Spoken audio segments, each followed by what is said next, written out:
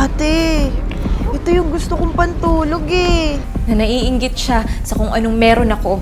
Susuli ko rin naman eh.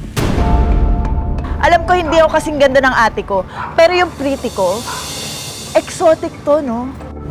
Mas sexy ako kay ate. Mas masarap magluto. Mas magaling. Hanggat maaari, sinishare ko naman lahat ng meron ako.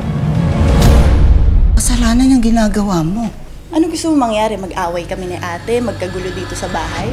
Sawang-sawa na ako na laging ikaw na lang yung maganda. Tapos, lagi nilang sinasabi sa akin na pangit ako. Kala ko talaga alalay mo, mukhang alalay eh. So, ano, ate ko maganda ako pangit? Ganon? Wala naman ako sinabing gano'n ah. Kapal ng mukha ate, paalisin mo yan. Kahit kailan, hindi naman ako nagdamot sa kanya. Bagay, ganyan ka naman eh. Diba? Parang dumadaan lang sa'yo yung mga lalaki. Dahil ano, ikaw artistahin, beauty queen, ako hindi, ganon.